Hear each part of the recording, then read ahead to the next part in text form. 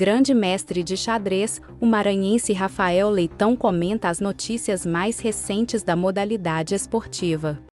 O interesse inicial pelo xadrez. Então, eu aprendi a jogar xadrez com 6 anos. Meu pai aprendeu aqui em São Luís, na época, na década de 70, todo aquele boom do match Fischer-Spassky, Spassky-Fischer. Também tinha um padre holandês que veio aqui para São Luís e ensinou o pessoal a jogar xadrez, eles se reuniam lá. E, enfim, meu pai tinha umas ideias meio alternativas, ele queria ser violonista, queria ser enxadrista, igual meu avô cortou as asinhas dele e falou para ele que lá tinha que ser engenheiro. Então acabou que o sonho de uma, entre aspas, profissão alternativa ficou, né, relegado a outra geração. Então, enquanto isso, meu pai acumulou livros de xadrez, ele realmente, né, acabou fazendo a faculdade de engenharia e trabalhando como engenheiro por um tempo. E aí ele foi acumulando literatura enxadrística e acabou ensinando o xadrez para os filhos, né? Então eu tenho um irmão mais velho que aprendeu, aí eu aprendi, sou 2 anos mais novo que ele. Depois o meu irmão mais novo também aprendeu, e a gente treinava numa escolinha do colégio. Eu comecei a jogar então com 6 anos. E, bom, segundo meu pai, eu tinha talento para. Ele percebeu que eu tinha facilidade para aprender, não sei se é verdade ou não, porque meu pai falou também que eu tinha outros talentos que eu claramente não tinha, como para música, por exemplo. Mas aí eu fui jogando os torneios na escola e, enfim, fui aprendendo e sempre aproveitei que eu tinha já os livros, o que é algo raro. Então eu tive algumas vantagens e algumas desvantagens nesse processo de aprendizado. A minha vantagem é que eu herdei, entre aspas, esse gosto pelo xadrez do meu pai, e também os livros que ele tinha. A desvantagem é que, morando em São Luís, eu não tinha, né, nessa época, sem internet, sem nada, eu não tive a combinação perfeita de ser, né, ter esse mesmo legado e morar em São Paulo, por exemplo, onde era o centro enxadrístico da época, ou então na Europa, né? Seria, pro caso do xadrez, melhor ainda. Mas aí eu fui jogando os torneios e me destacando, e eu joguei o meu primeiro campeonato brasileiro em 87, Campeonato Brasileiro Mirim, que era para menores de 10 anos, eu tinha 7, e aí eu fui bem, joguei de igual para igual com todos os meninos, e acabei em 4º lugar.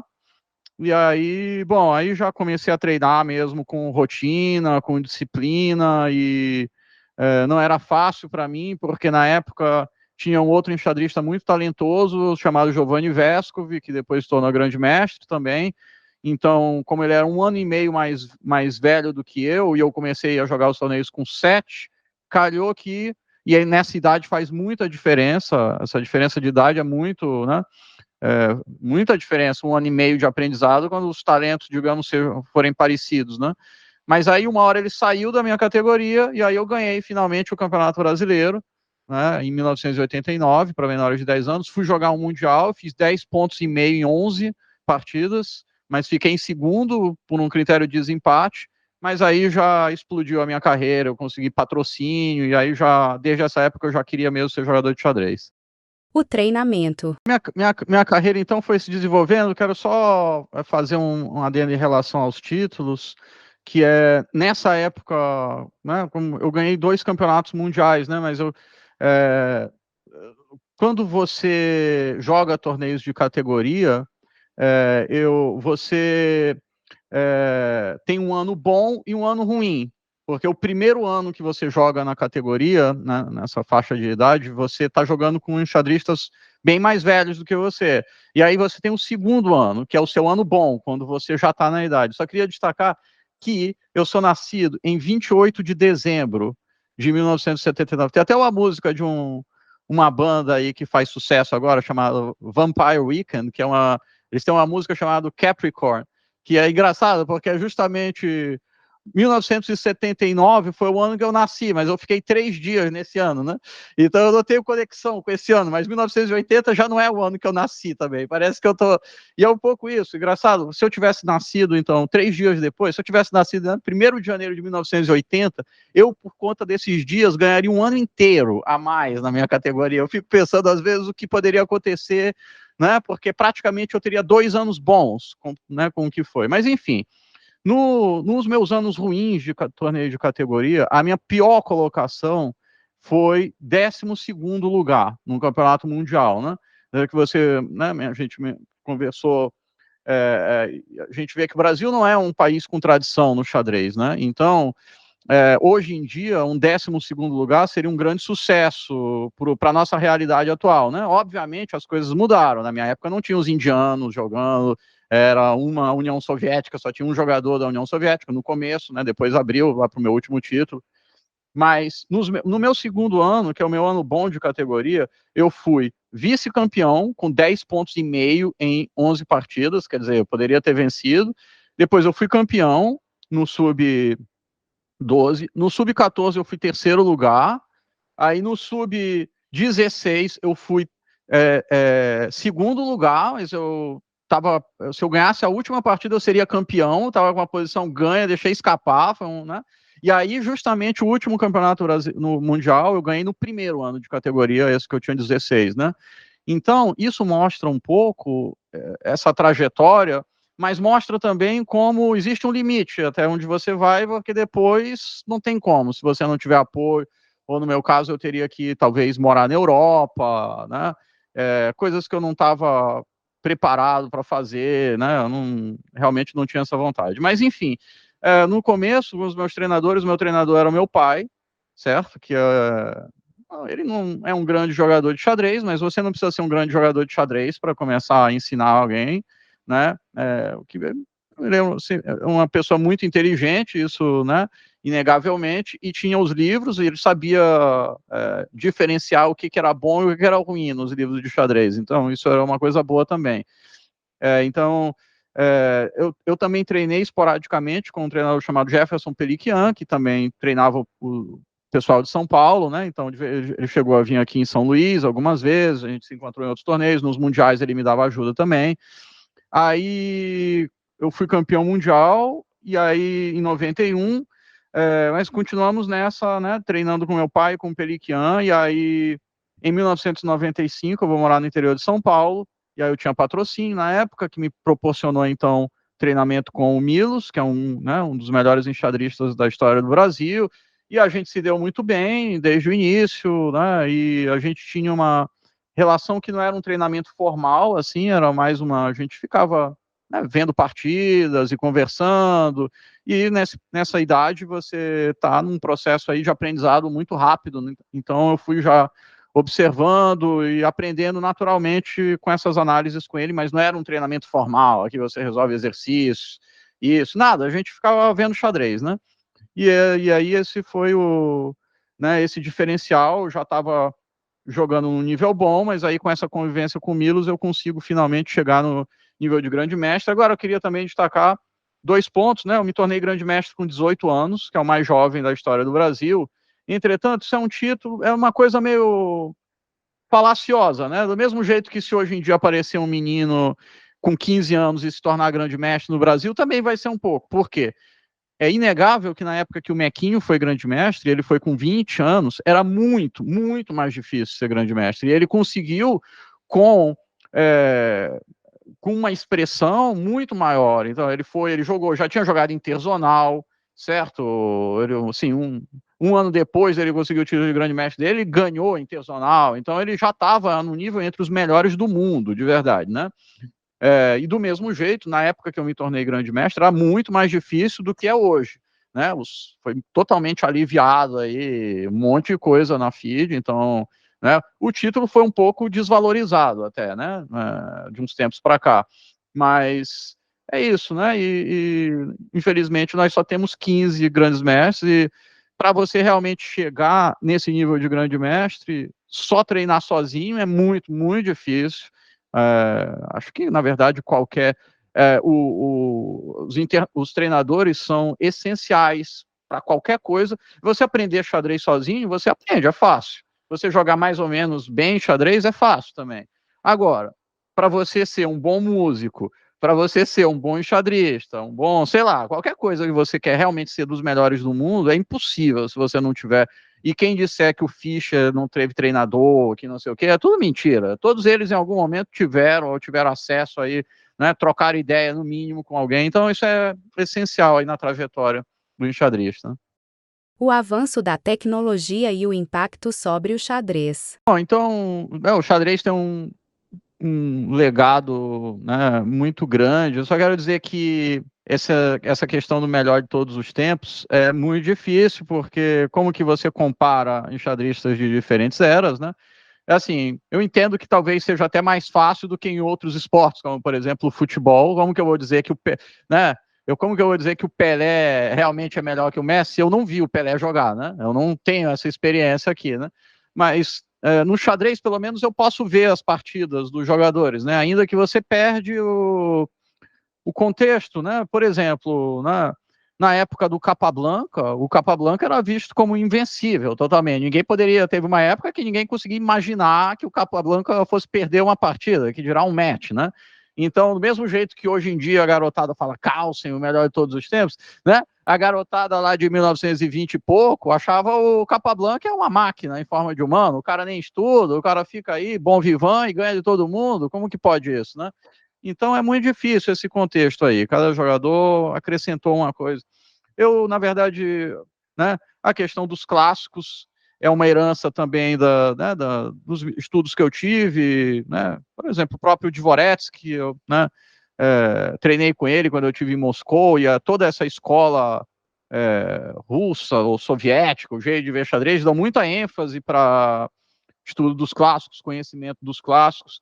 Sinceramente, eu acho que nos dias de hoje você pode até discutir quão necessário é para especificamente você jogar xadrez melhor ou pior, você ter um conhecimento mais profundo dessas partidas. Porque eu não tenho dúvida que realmente vai enriquecer a sua cultura, né, e você vai desfrutar mais e conhecer melhor a história do xadrez, o que essencialmente para os meus alunos, que não, né, dificilmente vai ter um campeão mundial, assim, né, não é esse o foco do meu treinamento, mas é mais fazer as pessoas desfrutarem um pouco, né, do xadrez, e isso envolve, na minha opinião, conhecer a história das grandes personalidades, né, e o que eles fizeram de novo aí, quando eles estavam jogando xadrez. Então, esse é um dos grandes focos, também acho que, né, numa outra visão, culturalmente, né, as pessoas, especialmente no Brasil, às vezes ficam um pouco empobrecidas, com um pensamento muito imediatista. Eu acho que essa visão dos clássicos, isso daqui dá uma segurada na garotada que está aprendendo xadrez, para eles verem que o pessoal já jogava xadrez antes, que tinha jogador de xadrez no Brasil, que não é de agora, que não começou com o Gambito da Rainha. Esse é um jogo que, né, tá aí faz tempo, né? Então eu gosto dessa acepção. Agora, o jogo de xadrez realmente mudou muito, com os computadores, né? E por um lado ele perde um pouco o charme, porque tudo agora você consegue botar no computador e descobrir o melhor lance. Por outro lado, para quem gosta, né, você sempre tem a resposta você pode analisar uma posição e você depois tem a resposta para saber se você analisou bem ou você tem uma solução, né? Então, se você tivesse um livro de perguntas com a resposta no final. Se você tentar resolver a pergunta olhando a resposta imediatamente, duas coisas vão acontecer. Você não vai aprender nada e você não vai se divertir em nada. Agora, se você tentar quebrar a cabeça, por exemplo, tem um exercício de matemática, você passou a tarde inteira, pô, agora finalmente resolvi. Agora eu vou ver se eu resolvi certo. Certo? Você vai se divertir e vai aprender. A mesma coisa no xadrez, tá? Então, quem usa isso de um jeito certo, aprende mais rápido. A tecnologia também proporcionou um avanço significativo na teoria de aberturas, apesar de que essa, né, tão comentada morte do xadrez vem sendo anunciada desde a década de 20, né? O Lasker falou que o xadrez ia acabar por conta do...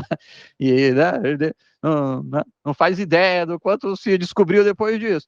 E agora continuam isso. Agora, eu devo dizer que eu entendo o Carlsen, porque esse é um dos motivos pelos quais eu me desinteressei um pouco pelo xadrez de competição, que isso é bom que se diga, principalmente para o nível de grande mestre, quanto mais forte o grande mestre, mais acentuado vai ficando essa questão.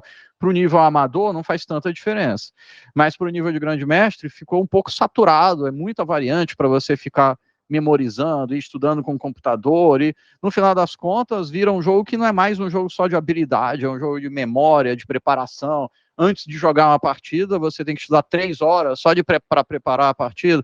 Então isso perde um pouco a graça, né? Eu acho que o Fischer Random, que é esse, né? Você sorteia a posição inicial das peças, é um sopro, um frescor aí no xadrez, porque ele vira um jogo de habilidade. Vou jogar de tarde, eu posso passear a manhã inteira e vou jogar minha partida, certo? Depois, tá bom, já você se esforçar 3, 4 horas num dia, não precisa de mais 4 horas só me preparando, né? Então isso é legal. Agora tem os puristas que não gostam, porque isso, porque aquilo. Eu não entendo realmente. Para mim, é xadrez do mesmo jeito, não altera em nada, né, a filosofia do jogo de xadrez. Eu realmente não entendo. Acho que as pessoas acham que estão perdendo tempo, perderam horas de estudo das aberturas, então tudo isso vai ser jogado, que eu acho que não é por aí, né? Agora, com o Carlsen, que sentiu isso na pele mais do que qualquer um, tanto que ele abdicou do próprio título mundial. Ele agora está, enfim, ele começou um circuito de torneios de Fischer Random, ou xadrez 960, ou xadrez freestyle, é uma modalidade que por falta de um tem 3 nomes já, não sei qual que é o próximo que vou inventar ainda, mas é tudo a mesma coisa, né? E agora eles vão começar com esses torneios que espero, né, como o mundo é recheado de Carlsen-Zetz, que como ele está aí, né, desenvolvendo aí, né, chamando a atenção para essa modalidade, que o pessoal também se anime. E aí, nesse caso, eu vou virar Carlsen-Zetz também, porque eu gostaria muito de jogar torneios de Fischer Random, né? O xadrez no Brasil não tem tradição. Eu me desinteressei por essa carreira de enxadrista, um dos motivos foi esse avanço absurdo na necessidade de se preparar, o outro, as más qualidades, más condições oferecidas nos torneios disputados aqui no Brasil, que me fizeram desinteressar, porque basicamente eu perco dinheiro todas as vezes que eu vou jogar um torneio, e ainda por cima me desgasto, causa um estresse, ainda fico longe da minha família. Então é uma decisão que não tem explicação racional, a não ser se eu realmente tivesse uma necessidade, né, imensa de jogar torneios de xadrez, coisa que eu não tenho. Então, como não é algo racional, né, se tivessem torneios com condições melhores, eu provavelmente me animaria a jogar um pouco mais. E o xadrez, ele abriu espaço aí para uma série de outras possibilidades profissionais, além de você jogar torneios. Nós temos até youtubers, acho que profissionais, não sei, acho que eles só fazem isso, que nem sequer jogam torneios de xadrez. Acho que um deles nunca nem jogou um torneio de xadrez, né, pelas palavras dele próprio, né, mas ele tem aí um carisma e o pessoal gosta né, das transmissões dele, dos vídeos dele. Então mostra que há outras possibilidades profissionais, além da mais difícil de todas, que é você jogar torneio, realmente, essa é a, né? Então, o xadrez acabou abraçando aí, tem gente que dá aula em escola, tem gente que faz stream, que tem canal no YouTube, que dá aulas online, dá aulas presenciais. Então, o xadrez virou uma opção profissional com um leque de atividades bem mais amplos do que antes tinha. Eu também gosto de fazer os meus vídeos. Eu estou dando um tempo um pouco no Title Tuesday, né, que é um torneio que eu jogo por 2 motivos. Primeiro, porque agora eu trabalho para o chess.com como comentarista das partidas, e todo dia tem um torneio sendo disputado no mundo. Acaba que minha carga de trabalho ficou um pouco pesada. E também acho que o Title Tuesday ficou um pouco saturado, com muitas denúncias vazias de trapaça, algo que me afastou um pouco do torneio, até que isso seja um pouco resolvido. Eu não quero que um dia eu jogue com alguém que me acuse de trapaça, não sei, é uma coisa meio, né? Não sei bem qual vai ser a minha reação se um dia isso acontecesse. Então, eu tô aí, mas em algum momento eu vou voltar. De vez em quando eu jogo escondidos também, sem fazer stream, né? Mas eu gosto muito de fazer as lives, de comentar as partidas, isso é algo que eu acho muito divertido também, e é um pouco o futuro do xadrez, né? O xadrez aí na internet, essas transmissões, trouxeram um novo público para o xadrez, e o pessoal percebeu que antigamente se falava uma coisa que é, na verdade, uma grande bobagem, na minha opinião, que o xadrez, para ser popular, precisa entrar na televisão, né? Senão, não sei o quê. Isso aí não existe, o xadrez nunca vai entrar na televisão. Vamos ser realistas, o xadrez não é um jogo que uma pessoa que não entende olha e imediatamente vai se interessar. O público do xadrez está na internet. A internet então, não precisa ser uma coisa que foi feita para terminar em 1 hora. O público do xadrez fica 2, 3, 4 horas acompanhando. Então, o xadrez está bem moldado para a internet, e eu acho que ela até explodiu ultimamente por conta disso, né? Então, esse é o caminho, eu acho bem legal aí que tenha muitos canais, que tenha muitas transmissões, muitos torneios online, certo? Até faz com que eu jogue um pouco sem sair de casa. E o próximo passo seria ter campeonatos mais sérios e todos até jogados, né, online também, ainda que nós temos esse problema das trapaças que está longe de ser resolvido, e essa é, né, a próxima direção aí do xadrez, né? O candidato ao título mundial. O desafiante, então, ao título mundial é um indiano muito jovem. A Índia é, né, a nação que mais cresceu no xadrez nos últimos 10, 15 anos. Então, eles têm um apoio gigantesco lá, tem muita gente talentosa, e aí tomaram o xadrez de assalto. Eles vão começar, né, nas Olimpíadas, vai começar a ser que nem a União Soviética era antigamente. Eles vão ganhar todas. Quem que vai ganhar dessa equipe aí? Os Estados Unidos, né? Talvez tenha alguma chance, mas eles não jogam em equipe, não tem ali, isso faz diferença numa Olimpíada. Então acho que eles vão começar a ganhar um monte de Olimpíadas em seguida. E ele é muito jovem ainda, que o próprio Carlsen, infelizmente, nos privou desse duelo geracional que iria se apresentar, e seria muito interessante. E o jogador de uma geração vai enfrentar o jogador da outra geração, dominante, e o que vai acontecer? Porque não seria agora que o Gukesh venceria o Carlsen, né? Essa é a verdade. Ele não aguentaria o Carlsen no match. Então, mas seria divertido ver, por exemplo, a primeira tentativa da geração, né, destronar a geração do Carlsen, o Carlsen, né? Ele já ganhou dos outros, né? Entre aspas, no torneio, o Caruana, o Nepomniachtchi, que são todos da geração do Carlsen, né? Aí ia ter o confronto final, a gente já vê a primeira tentativa, não deu. Aí ia ter a segunda, será que ia ser Abdul Satorov? Quem seria? Ia ser a segunda tentativa, até que um dia, obviamente, alguém ia quebrar essa geração e ia vencer o Carlsen. Mas quanto tempo isso ia demorar? Certo? Então, o Carlsen, ele... são palavras fortes, mas ele estragou o ciclo de campeonato mundial. Obviamente, ele faz o que ele quiser com o título de campeão mundial dele. É dele, ele que conquistou, ele deve estar de saco cheio, estudando xadrez desde criança, com essa, né, tendo que memorizar essa quantidade de variantes absurda, cansado de jogar o match. Isso é um fato, ele faz o que ele quiser com esse título, né? Agora, que ele estragou o ciclo de campeonato mundial, estragou, porque o match não vai ter nenhuma graça, sinceramente. Não é que não vai ter nenhuma graça, mas não vai, comparado com o que seria um match Gukesh e Carlsen. Porque o Jing Liren, né, o xadrez tem, né, é conhecido por ser um jogo com uma carga psicológica gigantesca, que pode, inclusive, dependendo do evento, causar algum dano temporário ou, né, duradouro, ok? Então, por exemplo, o Jing Liren claramente sofreu, alguma coisa quebrou nele depois do match contra o Nepomniachtchi, né? O estresse, talvez, todo o trabalho que foi feito. A questão o xadrez claramente perdeu a graça para ele, ele ficou desgostoso, passou quase um ano sem jogar, e quando voltou a jogar, um xadrez, né, sem grandes ideias, parece que ele está sofrendo quando ele joga a partida. Teve desempenhos pífios, então a questão que se apresenta ele vai voltar a jogar xadrez do jeito que ele jogava antes, ele vai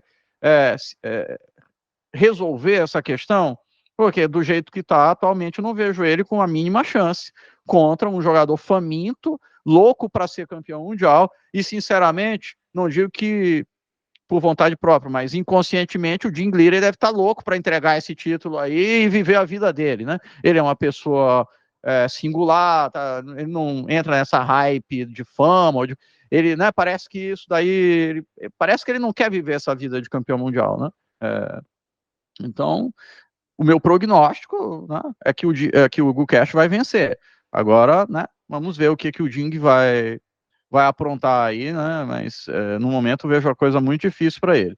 Aí o Faustino Ouro é um jovem, então, tem 10 anos, acho, um dos grandes prodígios da história. Acho um pouco exagerado dizer que ele é o maior prodígio da história do xadrez, porque como você vai medir isso aí?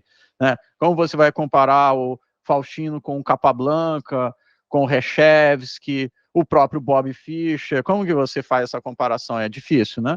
O próprio Carlsen, né? Então, não sei, é meio complicado, né? Fazer isso aí. Agora, que ele tem muito talento, tem. Agora também é importante ter os pés no chão, porque, né, xadrez não é fácil a subida até o topo, são poucos que conseguem, muitos aparecem com muito talento de cedo e depois. Então, assim, torço porque é um enxadrista do nosso continente, mas eu fico com o pé atrás, só que ainda é muito, muito cedo, né, para fazer qualquer prognóstico, ele ainda está se desenvolvendo. Agora, que ele tem potencial para se tornar um dos melhores do mundo é inegável, né? Experimentos científicos, xadrez e atividade cerebral. Essa ideia apareceu de uns meses para cá, é que vai ter um congresso muito grande aí no Rio de Janeiro, que vai ser em junho. Vem mais de 5.000 pessoas para esse congresso, todos os ingressos estão esgotados, gente do mundo inteiro, neurocirurgiões, psiquiatras e tal. E aí eu fui convidado por um dos organizadores do congresso a fazer esse experimento. Também acho que eles ficam cansados de só ficar falando de medicina lá, e um dia eles querem, tem música, tem um músico que vai, né, também fazer algo parecido, tem show de alguma banda e tudo. Então acho que os caras querem também dar, né, dar uma aliviada lá. E aí eles tiveram essa ideia, né? E basicamente a gente aproveitou um monte de aparelhos que tem nas instalações do Instituto Dó, lá no Rio de Janeiro. Então tem, né, as melhores condições aqui no Brasil, né? Eles têm lá os aparelhos para ressonância magnética, esse que mede o fluxo sanguíneo também, coisas que eles só têm lá. Então, nós fizemos uma série de testes e a principal ideia é mais ver o que não é nenhuma questão da inteligência, mas sim, por exemplo, qual é a diferença em atividade cerebral de uma pessoa treinada para uma atividade com outra que é amadora. Então, por exemplo, no dia do evento, eu vou colocar esse mesmo capacete que eu usei lá no dia dos testes e eles vão estar medindo lá o meu fluxo sanguíneo e vou jogar contra quem quiser me desafiar lá, por exemplo, né? E eles vão observar quais são as diferenças e tudo. Mas não é um estudo para ser publicado, né? Claro que um estudo científico para ser publicado requer muito mais pesquisa, eles iam ter que fazer esse teste em um monte de outras pessoas também, meses aí, então não é muito é mesmo só uma análise, vai ter um médico no dia que vai explicar aí os resultados, e eu vou falar um pouco da minha carreira também, e conversar com o pessoal lá, então acho que vai ser bem divertido, foi bem legal, né? Esse tipo de coisa. As pessoas falam muito de xadrez, isso, xadrez, aquilo, mas estudo científico tem pouco, né? Por exemplo, né, a própria correlação do xadrez com o que a gente falou, inteligência, a facilidade de aprendizado, ou se realmente se transporta algo do xadrez. Muita gente fala, né, da boca para fora, no senso comum e com a vontade de que realmente seja assim, né? Mas estudo científico não tem nenhum, desconheço. Outra coisa que se fala muito, mas ainda não tem um estudo específico sobre isso, ainda que tenha de outras atividades parecidas, é xadrez com Alzheimer, por exemplo, se realmente ele ajuda a prevenir ou não, né? Mas ainda não é uma coisa 100% científica, né? Eu acho que tem um campo aí vasto para a gente, né, fazer esse tipo de teste, então fiquei feliz aí em contribuir, dar minha contribuição com a ciência, quem sabe, né, examinando o meu cérebro, aí meu fluxo sanguíneo, eu vou conseguir entender por que às vezes eu faço tanta capivarada, eu entrego a dama nas minhas partidas, mas acho que agora já está um pouco tarde para consertar isso. Livros, filmes, músicas, a lista de Rafael Leitão. Livro, é difícil citar assim, mas tem um livro que me marcou muito, que é o 2666, do Roberto Bolanho, que foi, acho realmente um livro sensacional. E eu gosto muito de qualquer coisa do Thomas Bernhard, que é ranzinza, rabugento, reclama de tudo. É o tipo de literatura que eu adoro, né? Quando ele começa a meter o pau em todo mundo e falar, eu gosto desse tipo de coisa, entendeu? Eu me identifico um pouco. Ele tem livros maravilhosos, né? E acho que o meu predileto dele se chama O Náufrago. Então é esse. Música, também eu sou eclético, escuto de tudo, só não gosto mesmo de axé, nem de sertanejo, nem de pagode, também não sou muito chegado não, mas vamos lá, gosto muito de música clássica, né? Como meu pai gostava de violão, né? E eu cresci meio que escutando ele aprender a tocar os prelúdios de Villa-Lobos, por exemplo. Então eu gosto muito de Villa-Lobos e me traz essa, né? Me lembra aí a minha infância. E se for falar de música mais, né, pop ou, né, enfim, mais popular, mesmo que seja rock and roll, esse tipo de coisa, eu gosto muito. Bom, eu não vou falar Beatles porque é chovendo molhado, né? Mas, por exemplo, na época que eu ia para a faculdade, né, eu tinha que viajar de carro, então eu sempre pegava eu pegava um álbum, na época eu comprava as faixas e fazia o meu próprio álbum, né? E aí eu pegava, e aí, por exemplo, eu comecei a escutar a discografia do Led Zeppelin, enquanto eu fazia isso daí, eu ficava impressionado que eles praticamente não tinham nenhum álbum ruim, né? Só dizer que não é o melhor de todos os tempos, mas você pega, sei lá, todos, 1, 2, o 3, o 4, Physical Graffiti, só tem álbum bom, impressionante, né? Então, isso marcou também, né? Eu gosto muito de música atual também, ainda que eu acho que a música brasileira, né, caiu muito, mas enfim. Depois disso, eu me esqueci agora, qual que era o próximo mesmo? Ah, tá. Cinema, olha, eu gosto muito de cinema. Meu pai tinha um almanaque de filmes quando eu era criança e eu meio que decorei os filmes ali que eram 5 estrelas no almanaque. E eu começava a ver todos ali. Eu gostava muito, inclusive filmes que o pessoal não conhece muito. Eu me lembro até hoje que eram 5 estrelas no almanaque, como por exemplo Encurralado, que é um filme do Steven Spielberg que pouca gente conhece, né? Que é tipo, o vilão é um caminhão, vai atrás, persegue o cara, e as pessoas não sabem, mas estava lá, 5 estrelas no almanaque, eu me lembro bem, né? Então, nessa época, eu fiquei completamente fascinado pelos filmes do Hitchcock, e eu assisti todos os filmes do Hitchcock, praticamente, né? Festim Diabólico, Os Pássaros, Um Corpo que Cai, Psicose, Janela Indiscreta. Eu diria que provavelmente o meu filme predileto do Hitchcock seria Um Corpo que Cai, então vou botar aí na lista. E o meu filme predileto de todos, até por razões sentimentais, chama O Grande Lebowski. Um monte de gente quer me matar quando eu falo isso, né? Mas o filme, para mim, quem diz que não entendeu a história do filme O Grande Lebowski já não entendeu do que é o filme, porque já tem o primeiro conflito. Então eu adoro esse filme aí, ainda fico bravo quando alguém fala mal dele. Então essa seria a minha outra recomendação aí. Bom, das partidas, olha,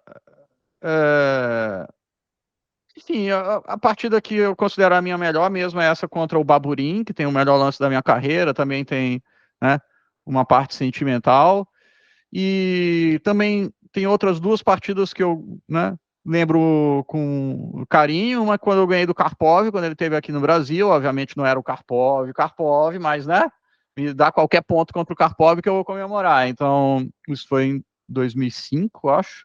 E também uma partida contra um enxadrista chamado Joël Lautier, que é um jogador muito forte, francês. Isso foi em 2000, uma partida na época do Campeonato Mundial, e também eu gosto muito dessa partida.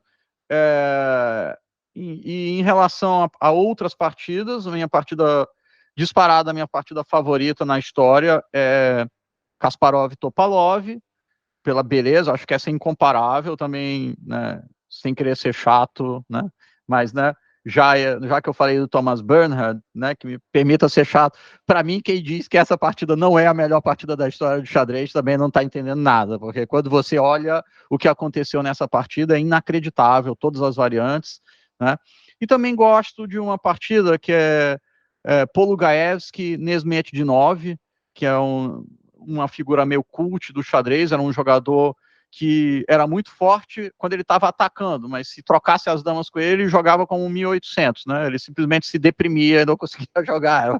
É uma coisa engraçada, eu nunca vi isso na minha vida. Trocava as damas, ele continuava tentando atacar, só que sem as damas, e aí criava um monte de debilidade e perdia as partidas, né? Então eu gosto dessas pessoas assim, né, meio diferentes. Tem um outro jogador chamado Planet também, que tem partidas ótimas, mas que também teve alguns problemas aí, né, mentais. Então, essas são, eu vou dizer, citar essas duas partidas como favoritas. Aí.